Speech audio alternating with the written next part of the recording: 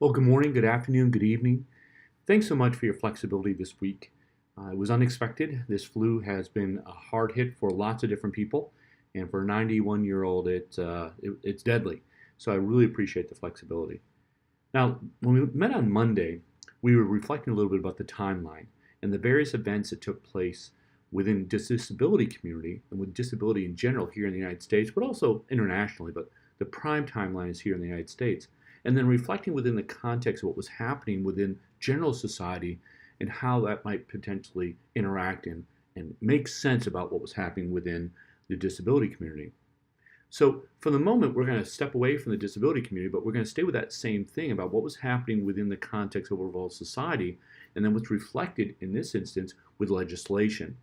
And as we talked about the other day, the Elementary Secondary Education Act was passed in 1965.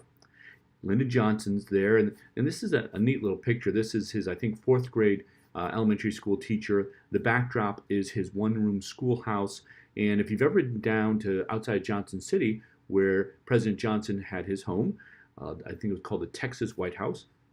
He spent over a year of his presidency, over 400 days there. It has a big runway for his plane. It's a pretty neat place, but on that property is actually the schoolhouse. But anyways, I go adrift. If you think about the 60s and think about what's happening in the 60s, we're trying to make certain that we offer civil rights for all. This is also the time of the Great Society where we're passing legislation by President Johnson on a lot of different things that we're trying to improve. Healthcare, we're trying to improve support for the elderly in terms of Medicaid and Medicare, and of course in education. And in this act, in the Elementary Secondary Education Act in the 60s, it was to get the federal government more involved for the consistency across states. There were visits down to the poor South, Mississippi and Alabama. And yes, it was civil rights issues, but it was also just the way people were living and the lack of education, the lack of support. And so this makes sense in terms of that legislation. Now, in 1994, it continues to be updated. I just take the last three. In 1994, we're really thinking at that time about the 21st century, 2000. What's going to happen? We're looking ahead. And so there's a goals 2000 about where we'll be in 6 years, beginning in 1994. In 2001, shortly after goals 2000 is supposedly achieved, this is the effort to, wait a minute here, folks, we need to make sure that we are making improvement, and we need to make improvement across the country, and we need to have standardized comparisons across the country, and we have an expectation that everyone should read by the fourth grade. And so we get this big testing. And you folks are a generation of No Child Left Behind.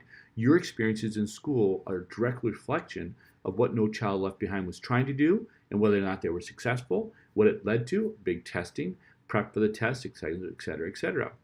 Now, Elementary Secondary Education, Every Student Succeeds Act of the Elementary Secondary Education Act in 2015 took a different shift. And we don't know exactly how that's going to play out. Well, we're into 2 years of it, roughly. And the idea here is the fact that, of course, we're switching away from No Child Left Behind. We're shifting away from that element. What that looks like would still be determined.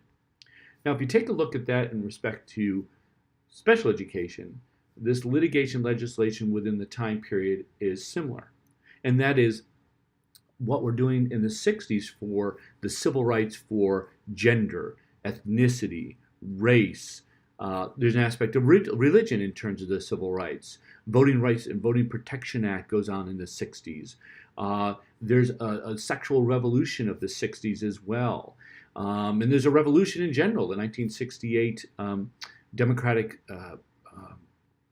presidential conference that they have in nominating their presidential candidates in Chicago goes crazy. It's a lot of uproar. Of course, Vietnam, et cetera, et cetera. But meanwhile, there's also a bit of a civil right for individuals with disabilities. And as I mentioned the last time we met, I mentioned Chris Burke, an individual with Down syndrome, and how in the 60s he remained home rather than going to those horrible institutions.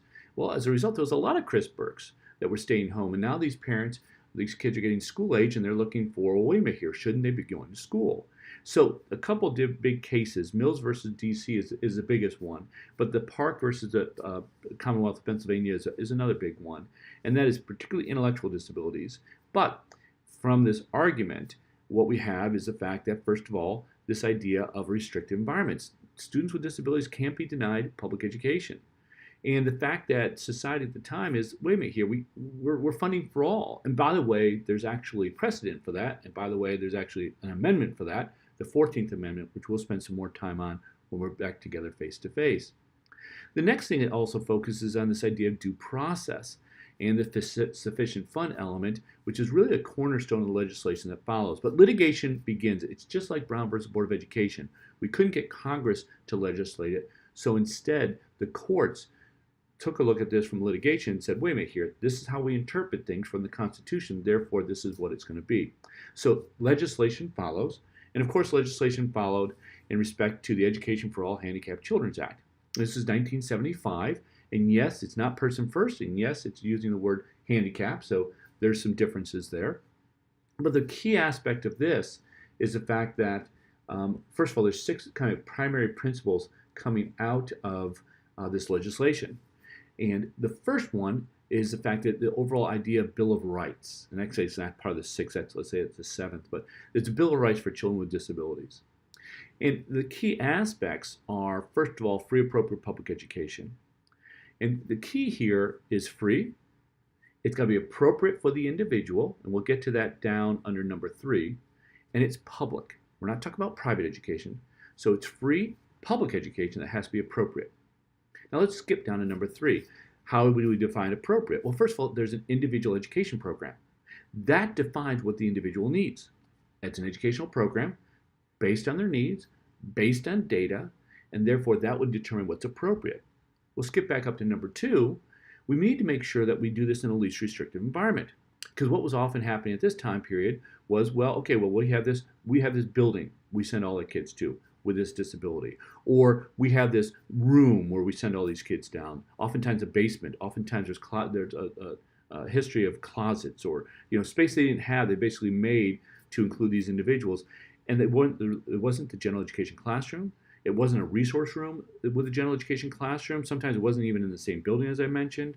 So this least restricted environment was a key component. Number 4 and number 6 are critical in that this is all about parents. As I mentioned up there, parents' law. Parents are mentioned over 100 times in this piece of legislation. And parents have the right for procedural due process. And you're like, Sean, why the parents? Well, first of all, they're minors, the children. Second of all, they have a disability. So they're not going to advocate for themselves, nor are they going to be empowered. So parents need to be empowered and be able to be provided the tools to be able to make certain that if things aren't going appropriately, they have due process. That means they can go and inquire about, seek resolution for inconsistencies.